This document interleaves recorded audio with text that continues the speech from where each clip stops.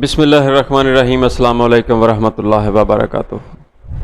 دردوں سے واسطہ پڑ ہی جاتا ہے کسی نہ کسی حصے زندگی میں، ہر بندے کو اس سے واسطہ پڑتا ہے۔ ایک بہترین نسخہ آپ کی خدمت میں پیش ہے، ایک دن میں ہی انشاءاللہ تعالی آرام آ جائے گا۔ نسخہ لکھ لیجئے گا، اللہ کی رضا کے لیے پیش کر رہا ہوں۔ میرے دعاخانہ کا مایہ ناز نسخہ ہے، بہت سے مریضوں پہ آزمایا ہے، الحمدللہ کبھی ناکامی نہیں ہوئی۔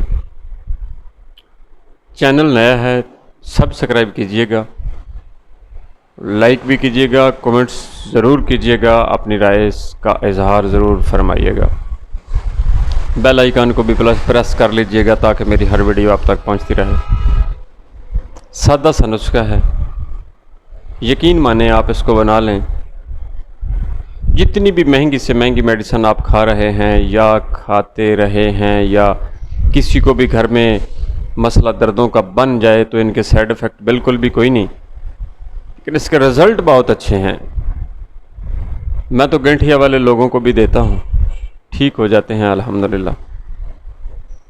ہلدی 50 گرام، سنڈ 50 گرام، سرنجا شیری 50 گرام، اسگند نگوری یہ بھی 50 گرام، کالی مرچ یہ بھی 50 گرام۔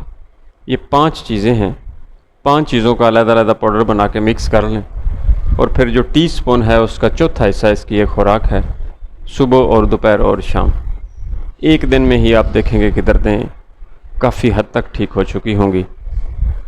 یہ ایک ایسا معتدل نسخہ ہے کہ ہر قسم کی دردوں پہ یہ تقریباً کام کر جاتا ہے، اور خاص طور پہ جو خشکی کی وجہ سے آج کل دردیں ہیں بہت زیادہ بندوں کو، اور حرارت کی زیادتی کی وجہ سے جو جھلی کی سوزش ہو جاتی ہے اس وجہ سے جو دردیں ہیں، اس پہ صرف جو ٹھنڈ کی دردیں ہیں ان پہ یہ کام کرتا ہے، لیکن تھوڑا کام کرتا ہے۔ گرم پانی سے اس کو استعمال کیجیے گا۔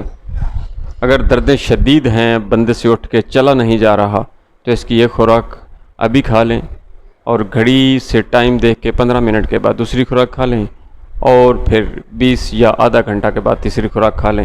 3 خوراکوں کے بعد چلنے پھرنے کے قابل ہو جائے گا بندہ۔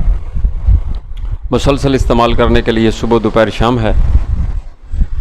اللہ کی رضا کے لیے میں نے نسخہ آپ کی خدمت میں پیش کر دیا ہے، جس کے کوئی نقصانات نہیں ہیں، اور اس کی فیس چینل کو سبسکرائب